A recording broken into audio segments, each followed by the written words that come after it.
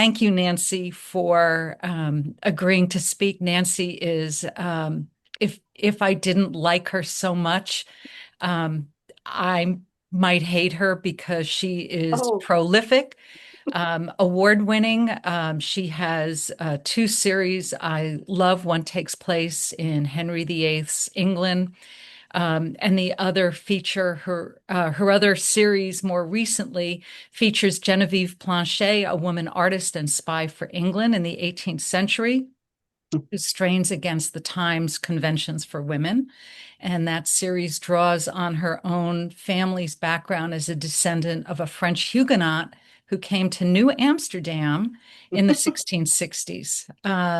Most recently, she's written The Heiress of Northanger Abbey. Um, if you can see that, a sequel to the Jane Austen classic, which is Gothic, and lovely. And I'm going to put a link up in the chat to the series of books this belongs to, that are all Gothic. Am I right yes. about that? Okay, Yes. great. If you're interested, it was initially published as a Kickstarter. Um, and in Nancy's spare time, while also holding down a full-time job, she contributes to Town and Country and on occasion to the Wall Street Journal. So we're just lucky to have you here. And you take it away. I'll take it away. Thank you, Mally. And I really want to thank Sisters in Crime, Mavens of Mayhem, which is a great group of mystery writers. And I'm really pleased and couldn't be happier and more comfortable in this great group. So I thought I'd talk a little bit first about my passion for the Gothic and tell you how it started. And perhaps some of you may find that my references are shared. So for me, it started very young, preteen, with Dark Shadows. So see what Barnabas Collins has wrought. And then as I got a little older, the fiction that I inhaled, just as much as a YA passionate reader would today, were Mary Stewart, Victoria Holt, Daphne du Maurier. And I just read so many of these books that in the middle of the night, my parents would hear a thump in my room, and it meant the book that I fell asleep with had just fallen onto the floor. So all I did was inhale the Gothic.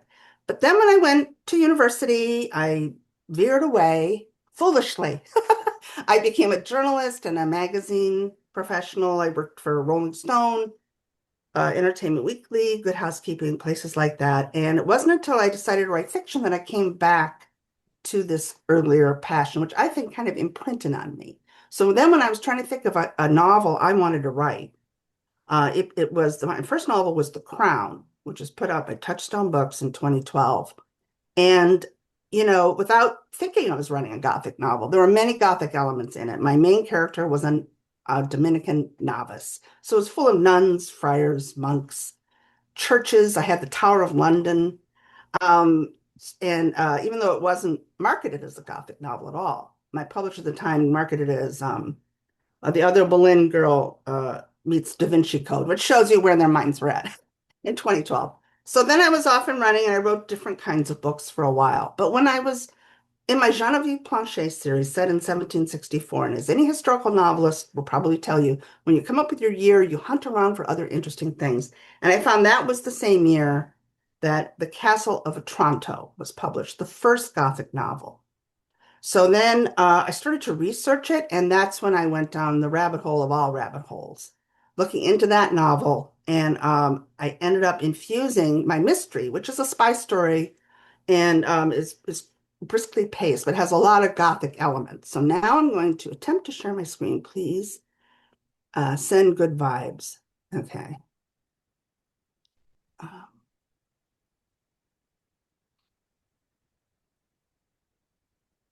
I'm looking for slideshow. Yay. Okay. So, first of all, I'm going to show you the stereotypical Gothic thing, a castle, a Gothic castle, and that is the way it started. But I wanted to start out by giving you a little advance uh, information. There are many settings that can be Gothic. and I will get into them. But yes, the first Gothics were European castles, not even British castles. They were almost always set in Italy or France, and they were very medieval. And that was a big part of what people were drawn to at the time. So uh, let's, though, talk about how confusing it is, the Gothic, because you will be forgiven if you will think, well, what is Gothic? So on the left, we have the Visigoths. Those are the Germanic tribes that sacked Rome and were pretty much out of business by the year 1000. That's the origin of the term. What does that have to do with this beautiful Gothic cathedral in the middle? Nobody knows. But the word Gothic was used for these Renaissance era beautiful, mostly castles and cathedrals. And so then on the right, we have our Goth. And so, as with many aspects of the Gothic, it was a reaction. This was a reaction against disco and punk. It's drawing on a more romantic and more ominous strain in the culture. And originally, it was Victorian mourning garb was the Goths that we see around. It's trickled off a little Goth fashion, but you'll still see it. And all right. Okay, so we've had Gothic fiction since the 1760s. Look what great stuff we have now. Okay, these are all books that have come out in the 21st century. These are Gothic novels that have become bestsellers. And I've read all of them. And there are others that are fantastic, but I like to do things from a personal aspect. And these are the ones I've read and I have really liked. Right now, I'll just call out Mexican Gothic because it just shows you how far this has come. Because Mexican Gothic is what's known as post-colonial Gothic, different parts of the world, really having a new, fresh take on it. And yet, we still have the New England Gothic. And as you can see with the death of Mrs. Restaway, we still have the English scary Gothic. Now, here's the thing. Gothic movies haven't been this popular probably since the 1930s, when you had Dracula and Frankenstein. These are so much what people are talking about, love them or hate them. Everybody seems to hate the bride. Everybody seems to love sinners, but they're talked about. They're in the culture. And one really interesting theory I heard, like, why are these so big now, is that the world is so scary that people don't want jump scares right now. They'd rather have some gothic fear, sort of dread and spookiness, which I find very interesting. Okay, so this is it, the Castle of Otranto. So let me tell you a little bit about this. That is Strawberry Hill. It is a pseudo-Gothic mansion. It was begun in the 1740s by Horace Walpole. Of course, he was rich, would have to be. He was the youngest son of a prime minister, very well educated, went on the continent, did the tour, um, brilliant and witty. He was gay, but he was not out because it wasn't really safe at that time to do so. But a lot of people kind of knew it and accepted it in his circles. And what happened is that in 1764, he approached a publisher, said that he had found a manuscript in the north of England in an old castle owned by Catholics, and that it was actually a manuscript that was written down in 1529 about an even earlier time. So this was published on that story that he had found it. And then it became a sensation, sold fabulously. Everybody was talking about it. And so then he admitted that was all crap. He wrote it himself. So you see, found footage marketing started in 1764.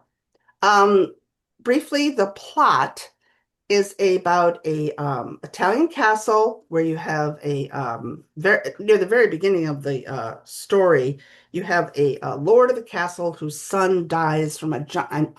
I'm just telling you what it is. A giant helmet falls from the sky and crushes his son right as he's about to get married. And the father, Manfred, decides to handle this by trying to get rid of his wife and marry the fiance of his dead son so that he can procreate and keep the castle because there's a curse on the family if they can't keep the castle. So she runs away from them into underground tunnels. There's a peasant guy who helps her, who turns out to be descendant of the lost heirs of Otranto. So if you try to read this novel now, it's not really easy to read. It's still in the 18th century style.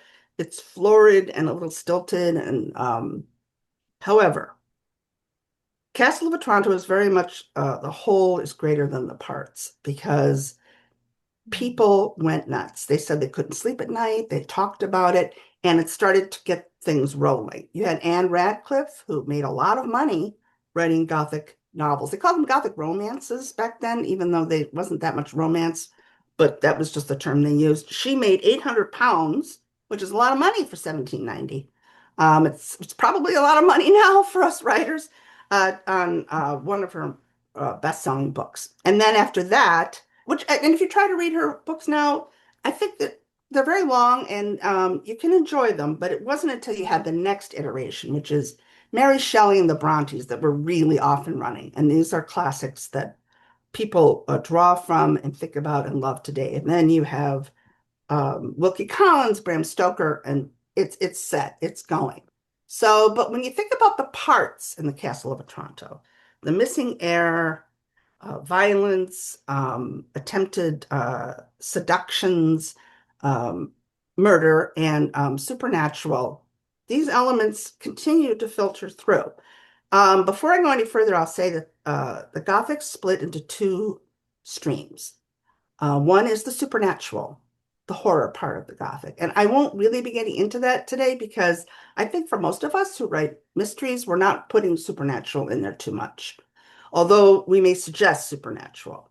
But then the other stream is what they call terror, and that is that what is causing the fear and the plot suspense is not of the supernatural. It could be, but it turns out it's not. So these are the six elements of the Gothic novel that I think a lot of people would be interested in doing something with. First, there's the two Ds, dread and desire. And that is really just another way to say they're very suspenseful. But the particular Gothic suspense is dread, where you almost don't want to know what's going to happen because you're very nervous, and desire, which is a craving to know. So the way that Gothic functions emotionally is it plays between dread and desire all the way through. You really want to know what's going to happen, but you're scared to know what's going to happen. That's a delicious feeling. And I think that a lot of mystery fiction also has that sort of feeling. And I think that all of us can benefit from at least understanding it. And so we can use it and play with it. Transgression is extremely important. And I'm talking about not just murder, adultery, arson, incest, the big ones, but also to think about another way, it's between life and death. And that's why Frankenstein is some say the greatest Gothic novel because it defied death and it was the greatest transgressive act that a man could attempt. Then you have the sentient setting. Okay. So setting as almost a character is super important in the Gothic. But again, does not have to be a castle because you may say, hey, I write cozies in a brewery. Well, you know what? A brewery can be Gothic. You'd be surprised when I get into some of the examples. You will see that a lot of things can be Gothic. All right, the burden of the past is really important. Um, in Castle of Otranto, it was a prophecy that Lord Manfred would and his family would lose their prestige, their power, their castle if certain things weren't fulfilled. And so curses, omens, prophecies, um, in different forms, they are still seen in a lot of Gothic fiction. And although they may seem, I don't know, a tiny bit hokey to some of you, they are exciting, and they can be used in a lot of different ways. What I find interesting is there's this series right now that's very big on MHZ and Amazon, the Murder Inn series, which is all set in French locations. There's like 15 seasons. It's amazing. They're all subtitled in English. I haven't watched about half of them, and it's always a different murder, and there's two investigators who are almost always charged. It's usually a man and a woman, and they don't get along, but it doesn't mean at the end they're going to fall in love. But they usually reach grudging respect.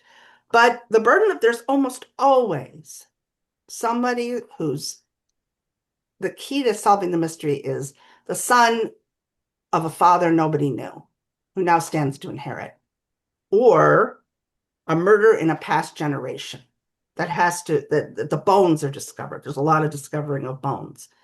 And I find this in some of the English procedurals too, Detective Superintendent, you know, Shelley Smith, I don't think that's a British name, but anyway, has found some bones on the moor, and it's leading back to a murder of a previous generation. So this really is the Gothic. That's who started it.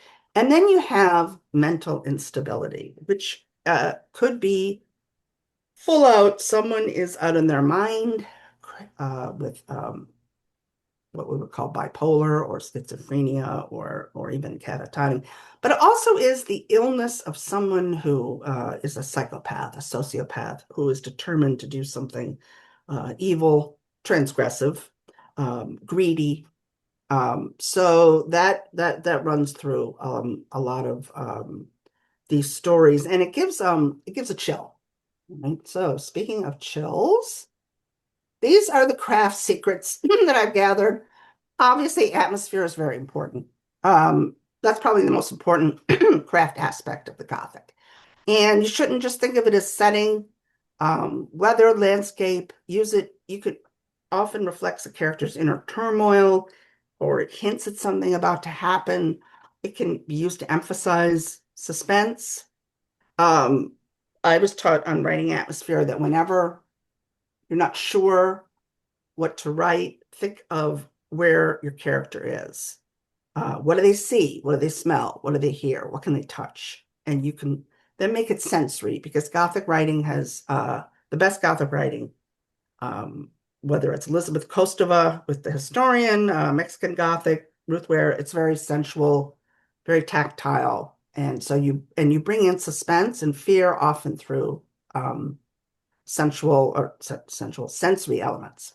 Now, uncanny, that's a really important aspect of the Gothic that I think almost any mystery author, if it's the coziest cozy, it could be cupcakes. It's fine, but you can use the uncanny. And that is a character feeling simultaneously something's familiar, and yet it's wrong. Something's wrong. And it's that nagging sense that someone has that can really like help your story quite a bit. Now, and this is the thing, classic Gothics are usually a slow burn, incremental dread.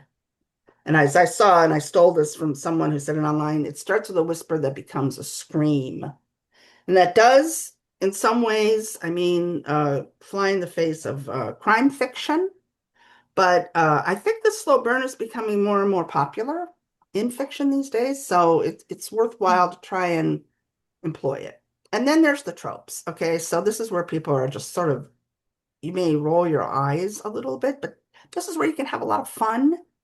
And people who like Gothic are sometimes, the readers are sometimes operating on almost a half-conscious level of what they find entrancing, scary, and alluring. So you come up with things like the hidden heir, which is very big, uh, the uh, the scary or forbidding housekeeper, Mrs. Danvers, obviously, but many others, the gatekeeper. I have in one of my books turned the scary gatekeeper into a helper, which is fun. So you can flip them. And then there's a lot of doppelgangers, a lot of doubles running throughout, people changing identities, switching back and forth. David Lynch, who I think has come up with some really wonderful Gothic stories on screen, really works with doubles a lot, changing identities. Mulholland Drive. So then there's the Byronic hero. Okay, so Mary Stuart, Daphne du Maurier with Maxim de Winter, you know, he's here. It's attraction and dread, dark, forbidding, emotionally um, cold, but then has great passion, when it comes down to it. Um, and this is where, I mean, and I was talking to our wonderful moderator, Mally Becker, about this. This is where the more modern attempts of the Gothic have really like done a lot of work here because where you have a Byronic hero, you sometimes have a helpless protagonist who's reactive. And, that doesn't really work that well. I don't know if it ever really worked fantastically, and it really doesn't always work well now. So I believe that you could still have your main character can have agency and still be a Gothic heroine. You just have to be creative in how she's going to solve her crisis. She's going to solve her problems. Okay, so now I want to go through some of the greats. Now, Hound of the Baskervilles is a very well-known Sherlock Holmes novella. I think it's technically a novella. And people say, well, it's the longest. And it's also has Sherlock Holmes the least in it. It has Watson, it has other characters. The Moor is fun. It's also, hello, and it's also his most adapted work. It's also the most Gothic by a mile. This is a really very Gothic piece of writing. You have the Lost Heir. You have so much setting its character. And I think that if you read Hound of the Baskervilles, you will see that like there was something about this. Of course, as we all know, Sir Arthur Conan Doyle entered a spiritualist phase after he had written some of his Sherlock Holmes, or maybe he was always in a spiritualist phase. So I think he was always drawn to this. But what's most people find so interesting is that the vast majority of Sherlock Holmes is an intellectual puzzle. And yet, Hound of the Baskervilles, while being a puzzle, is very gothic and very emotional and very dark. And I there are still spoilers to be honored here, so I won't say who the murderer is and would-be murderer, but it's a person who has some, I believe, some mental instability, and we're also talking about the forbidden heir. But most of all, it's about the Moor itself.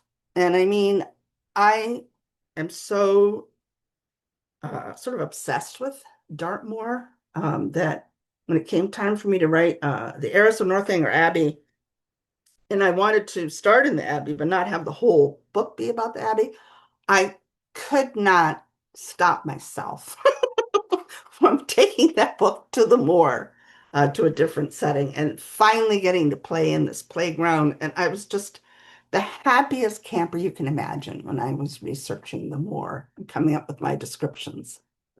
So, yes, it's very interesting that The Hound of the Baskervilles is, I think, the most adapted of his works. And I don't know if it's the most famous.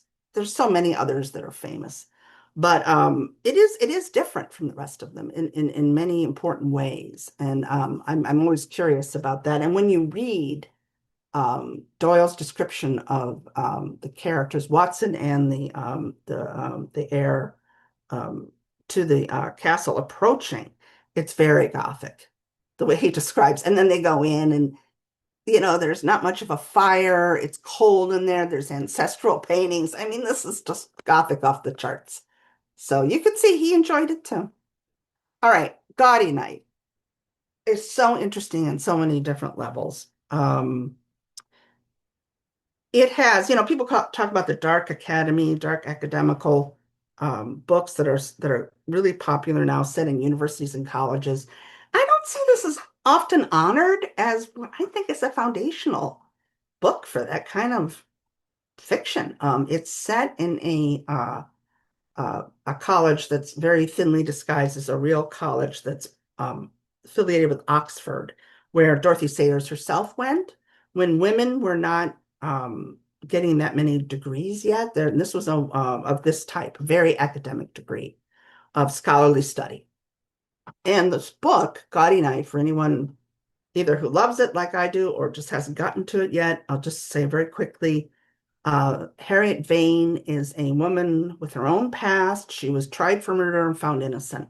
She's a mystery writer herself, and she's an alumni of this college, and she's invited to basically an alumni gathering that turns into a party called the Gaudi. And while she's there, she is told, um, well, it's actually after Gaudi, but anyway, she is told by the dean and the head of the college that they're very, very, very worried because there's poison pen letters being sent, put under people's doors, mailed to them, as well as escalating vandalism. And what's in these letters is quite sick and cruel. And they are so nervous because this is a college that is trying to advance women's scholarship. They don't want the police involved. They don't want everybody to know that they have poison pen problems. So they desperately want this to be solved quietly. And so Harriet Vane takes this on and tries to discover who is writing these letters. There's a lot of burden of the past. There is so much um, setting as character. And but also running through it, there's this escalating feeling that um, the violence, the vandalism, and the letters are getting worse. They're getting scarier. People then start to get hit on the head, including Harriet. It's will this is this leading to murder? And that is the sort of dread that really, when you're reading it, it's almost your heart's pounding, because you're so like and the real key to it is that for much of the book, they think it's one of the scholars because of access. An outsider couldn't really do this. So it's either one of the scholars or one of the servants. And so here are these scholars who have dedicated themselves to academic study. And could one of them actually be this full of hate and venom in a very, as I keep saying, this is like a disturbed mind. And are they in these rooms and eating meals with somebody who's insane? It really, Gaudy Night really sticks with you. The Galton case. So this is where I want to get into California Gothic, which I think is a really fun branch. So Ross MacDonald, the Lou Archer, he's a private detective. 1950s series made into some Paul Newman movies, although this one wasn't. This is what I think Ross MacDonald himself considers his best novel. What's interesting is a lot of these Gothic novels are semi-autobiographical, and Ross MacDonald uses a poem that he himself wrote when he was in college as a clue that somebody else writes. And what it is that it's in California, and he, as a private detective, is asked by a lawyer for an extremely rich widow in California to find a missing heir. Her son, they had an argument 25 years ago. He disappeared and not been seen since.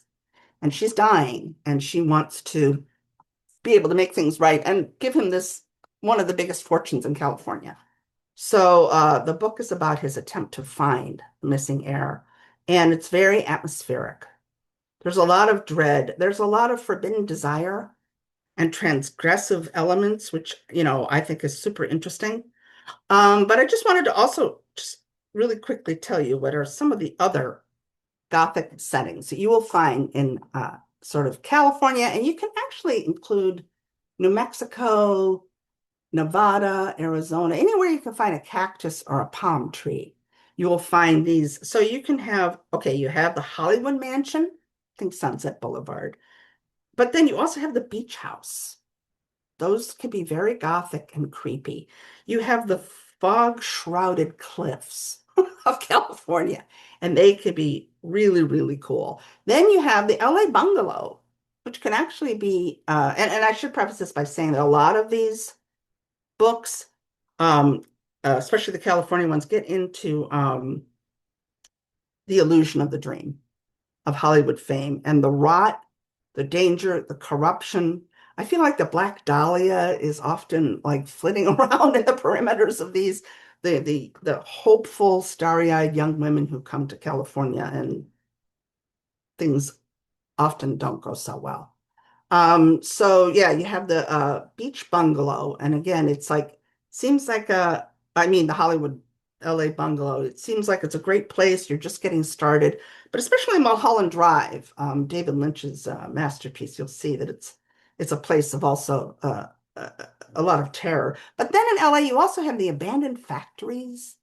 Downtown LA, you have the nightclubs, and then let's not forget the Desert Motel. That can be so creepy. I mean, and yes, obviously they're psycho, but you can really do a lot, even with a desert gas station. These can be rich and fascinating Gothic settings. So like I didn't include in here because Mexican Gothic isn't a murder mystery. That's why I'm not including that. But there's a lot of other Gothic stories that have different settings, different parts of the country and different parts of the world. There's an author who does Wendy Webb, who does wonderful Northern Gothics, they call them, set in around Lake Superior. And you can sort of the faded Gilded Age mansions of the resort areas. So you could see that you could take this a lot of places. Although New England is probably where we have the richest vein. We have Shirley Jackson's work, and The Haunting, and is probably the most exquisite Gothic haunted house. But you can take this down to the South, Southern Gothic. I mean, Louisiana is a fantastic place. There's Florida Gothic. So you just have to think of these settings as forbidding, alluring, and just how they themselves can play as characters and sometimes personify some of the fears and desires of the characters. Okay, and so now I'm going to get into some really modern ones. So this is from, I think, 2024, Return to Wildcliff Heights by Carol Goodman. And it's just a really delicious Gothic story. Okay. So I'll just tell you that it plays with Hudson Valley Gothic. Okay. It's a thing. My Hudson Valley chapter. I don't know if all of you are aware, but I saw one academic who said there are actually more ghost stories that emanate from the Hudson Valley than from any other American place. And they think it's a combination of the Dutch, Native American, colonial, but there are just so many dead maids killed by their employers who are coming back as ghosts. And so many just really, and if you go all the way down to the Hudson Valley and you get to the famous Halloween time. Oh God, just went blank on it, but you know what I mean.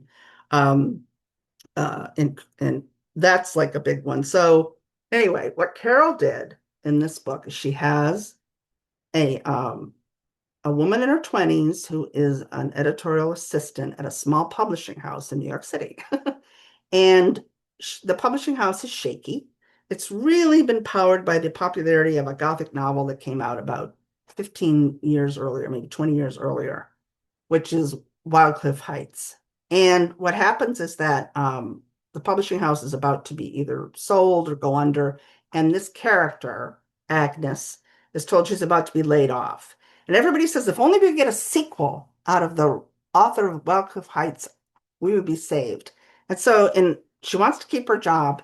She writes a letter to the woman who wrote it, who lives in what is my section of the Hudson Valley, sort of a disguised Rhinecliff Hudson area. And she's been a recluse ever since she wrote this book. And she actually was in a fire and she's blind. But our character writes her a novel saying, wouldn't you please, you can dictate it to me. I will help you write the sequel. And to everybody's shock, because she was told if she ever did try to directly communicate with this writer, she'd be fired. Instead, to everyone's shock, the author says, I will write a sequel. Send her up here. So she's sent up for 6 months, and it is a former mental hospital that's been turned. That's where this woman lives. It was once a refuge for women with illegitimate children, called a Magdalene House. And so the rest of the novel is about her trying to so she has a mission to get the sequel, but also our main character, Agnes, has a lot of secrets from the past, and I mean a lot. She went into foster care at a very young age. She has some memory gaps.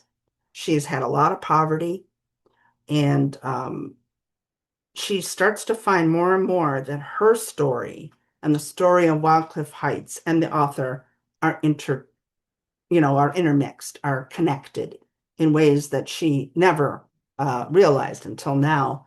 And there are some murders that happened at this place. At first, they think it's arson. Now they realize it's probably murder. And so, what happens is she's trying to keep her job by writing this, by help taking dictation for the sequel. She's also trying to find out more about herself, and she's also trying to help other characters with their burdens of the past. And there's a lot of arson in this, which is a major, I mean, look at Jane Eyre, a major transgressive crime in a lot of Gothic fiction.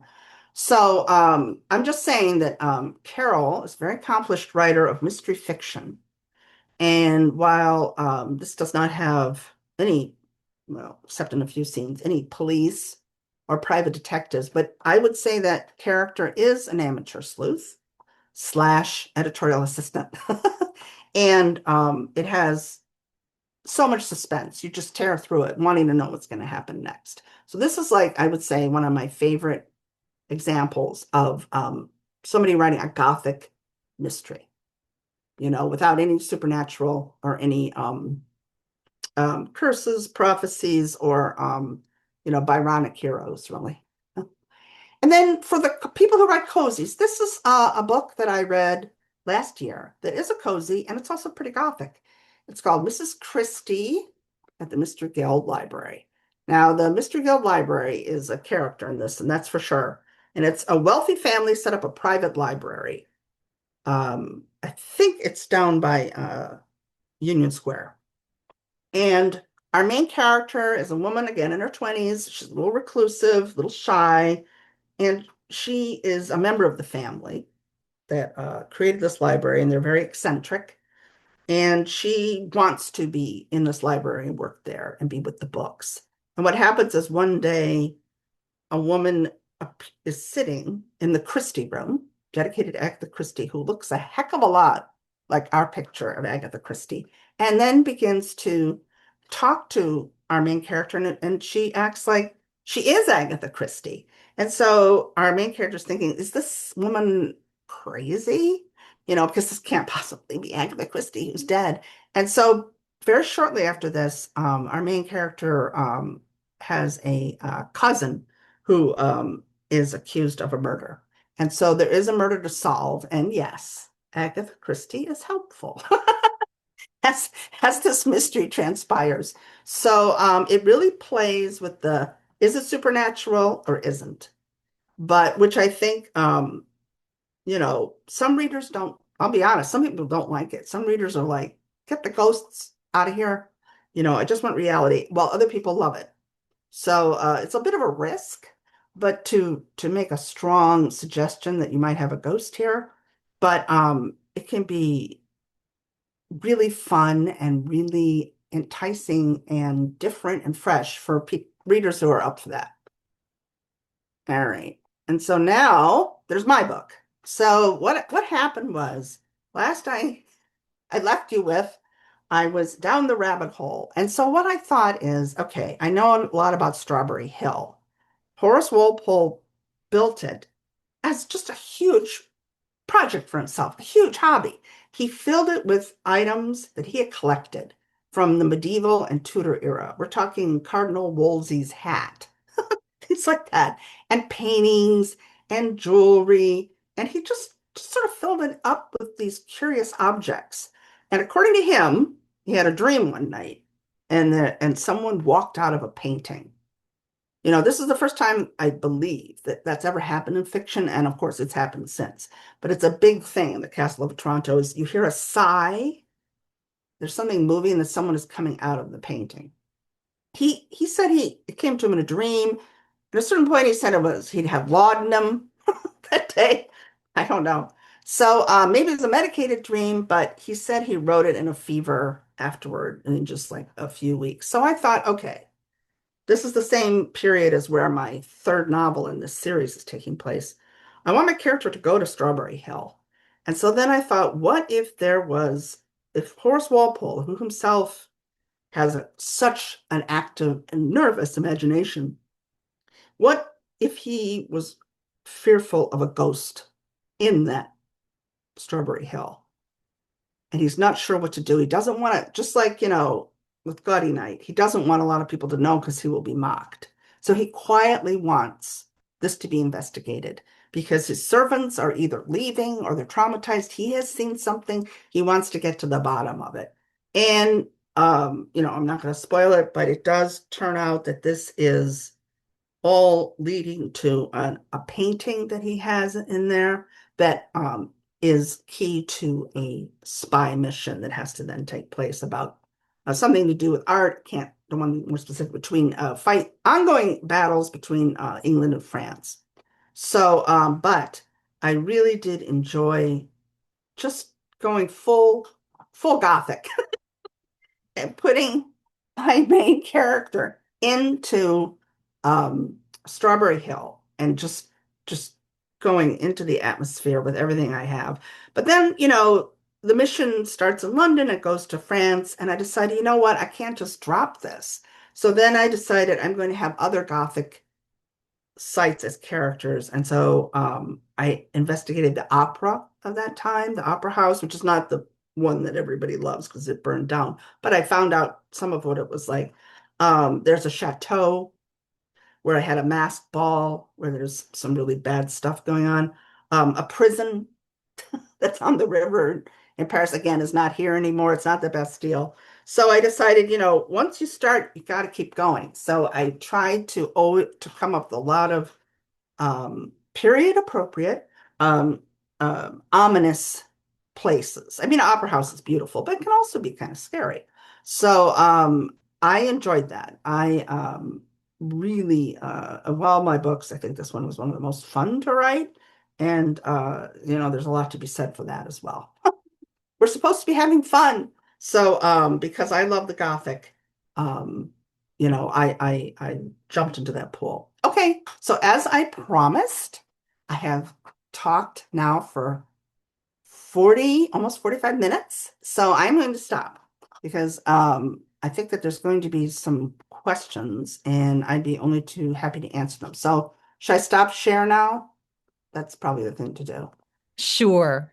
There And you this, of are. course, this is not my actual home. My daughter came up with this backing because, the Gothic is, we're playing games with you. So this is just an illusion. So anyway, Mally, questions that anybody has?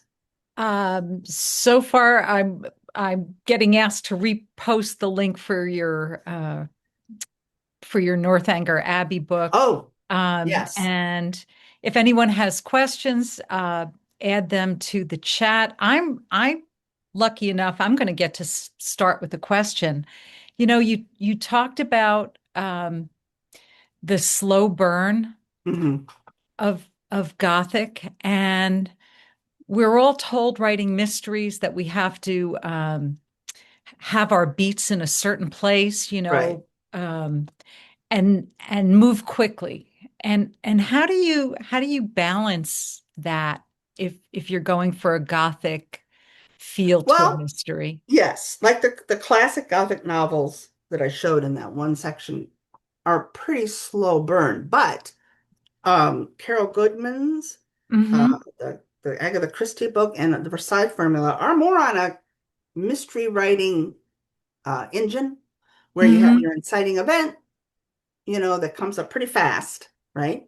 And then you introduce all your characters and introduce something on your first act and then your midpoint. You can actually still do those traditional mystery outline elements Mm-hmm. but weave in Gothic into it. And by that I mean the atmosphere writing, kind of characters you choose, and also just really work with dread because I feel like sometimes the suspense of a murder mystery can only be enhanced more by dread and desire because just simply wanting to know who killed somebody, um, you know, it works great, but it can be added to with emotion, with a personal stake. Oh yeah, so I wanted to say one more thing about my book, The Heiress of Northanger Abbey, which is that it was one of four books which Chris Walter, who's the head of Muse Books, approached us, and we took four Gothic classics, Dracula, Frankenstein, Phantom of the Opera, and Northanger Abbey, and wrote sequels or retellings. And what Chris did was she designed the classic and the retelling in one book. You flip it, and it's the other one on the other side. And they're beautifully designed. They have the covers, the edgings, the typeface. It's really so it's like a rich tactile um, experience to read one of the books. And we all love these Gothics, but we're all doing something a little different. For instance, Chris had written Unnatural Creatures, which is about the women of the Frankenstein family. And I have to say, I haven't seen Frankenstein and the Bride. Well, I haven't seen the Bride, but I've seen Frankenstein, and I think that Chris has a better, more interesting treatment of the women than, although Guillermo del Toro is a master of visuals, and some of those sets are like mind-boggling, but just also as like a history nerd, I was like, since when was there a huge battle outside Edinburgh? There's like thousands of dead soldiers. I mean, the Crimean War was not fought in Scotland. What is this? But I know you've got to like sometimes let go of your history nerd love. But anyway, one of the other books is by Paulette Kennedy, who's a really wonderful suspense writer, writes Southern Gothic, Appalachian Gothic, all kinds of stuff. And she took on Dracula. And she tells a story of one of the brides left behind when Dracula goes to London. And then Heather Webb had the story of Phantom of the Opera, the woman, I think her name's Christine, and what her life was really like. So we're all like taking, and my book is a sequel.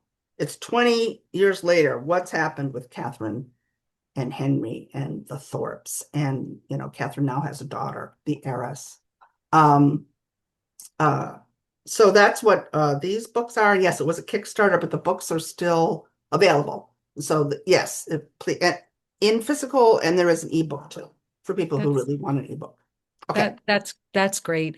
Jenna asked a really interesting question that based on your talk, so many books could fall into the category and be called Gothic, but they're not advertised as such. Does marketing as a Gothic lessen the audience Um, or pigeonhole it in a mistaken way? Probably because if you go into Barnes and Noble, you'll see romantasy, mystery, literary fiction, science fiction. You don't see Gothic. And in traditional publishing, people really think of where is this going to be sitting? But so that could be why people don't overtly advertise it as Gothic. But having said that, Jane Friedman in her recent newsletter, and I've seen other places, people talking about how editors really want to see genre splicing. They really want to see people putting together different genres. So a Gothic, take on something, which is why Mexican Gothic, which is such a success, which is set in Mexico in the mid 20th century, and it's a Gothic story. So people like to see genre splicing now. Um, uh, oh, that's a good question. Should I answer that without an info dump? Sure, sh- sure, go ahead, but just repeat the question Oh, if yes. If people aren't setting is looking so at the chat. important, how do we do this without an info dump? It's woven in with what your character sees when they walk in a room.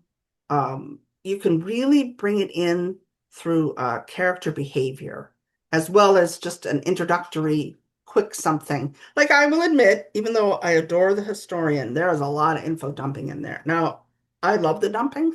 That sounds terrible, but it's for some people it's just too much. So what you can do is, like I said, through even dialogue and sensory reactions, you can weave in and it's not just the room was filled with mid 20th century furniture, but just, she picked up an ashtray that looked like it was from 1950. You know what I mean? You can just sort of bring it into action behavior.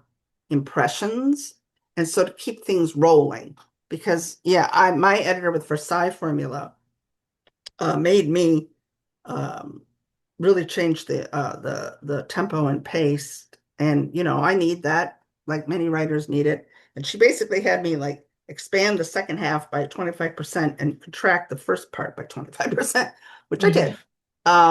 So pace is something that we all have to uh think of. But it's just to me also just very interesting where everybody's talking about how the slow burn is more popular now, and people are maybe getting a little tired of, dead body, page three, shock, and then everything after that, you have to keep the conflicts really, really high. And it's very hard to do that, in my opinion, and not end up with some contrivances. You know, Um, you said something to me that really the other night that really stuck, and that was about one of the key parts of a Gothic style novel is emotional tension, yes. and that itself creates suspense in a novel. Um, combining the characters' emotions with that sense of dread. And maybe I misinterpreted what you No, said, that's but true. And I think almost every writer could benefit from always getting in there how the main character is reacting to something. Now you can't just stop. What a shock, she said, but just in how they act next, how they absorb, recalibrate, and go on. And by deepening that, by having more Gothic stakes, having also the burdens of the past, mentally unstable people in the wings, you can make this a sense of dread and almost chilling, foreboding. But yes, to get back to what you said, a lot of it, I think, the emotion in a Gothic novel is pretty high. But in almost every mystery, I think they could benefit from bringing up the emotional reaction to conflict, to twists, adversity. Because sometimes, and I'm guilty of this myself, you just barrel forward and, you need an editor, whether it's, you're self-publishing or somebody you hire, or it's in a traditional house where somebody can say, well, how does she feel about that? So, and that is how you can bring in more of the Gothic vibe with how people, and also by, like Carol Goodwin did with her book, with having backstory and knowing that a character is vulnerable to certain things. And then when those things start to happen and then they become more stressed, that can really help too. wow, that was great, Nancy. Um, Thank you. I just um, and I think we have time for one more question. Um, but if I don't see one, I'm just gonna thank you. That was I'm walking away with so many things to think about, Oh, great, and great. I love hearing that. and the chapter should be posting this video because there was so much information you provided. Some of us may want to come loop back and take another look. Um, but this was just great. And for people watching, go look up Nancy's book, both the Northanger Abbey sequel as well as your other series, which are fantastic. And we won't be having an online meeting in April. If you happen to live in the Upper Hudson region, take a look at the Mavens website on April 11th. We're hosting Sinister Spring in person with some great authors. Um, and this should be posted on our YouTube channel within the week, and it's available on the chapter's homepage. Oh, So, I'm glad that this was an idea I worked out with Mally, because I thought, how the Gothic is so much of its own thing, and people look at it and they're like, okay, that's great, but I don't write that. And so, but I thought, how can we take these little elements, of the Gothic that make it so enjoyable for readers and weave them into our own mystery fiction, which I think, not with every book, but with many books that could benefit. So I hope yeah. this has been helpful. And you gave us a whole new reading list. So thank you Yeah, for read that those too. That's books, please. fabulous. Yeah. Thank you, everybody. Enjoy the rest of the weekend, and I'll talk to some of you soon, including you, Nancy. Okay. Take care, Thank you for having everybody. me.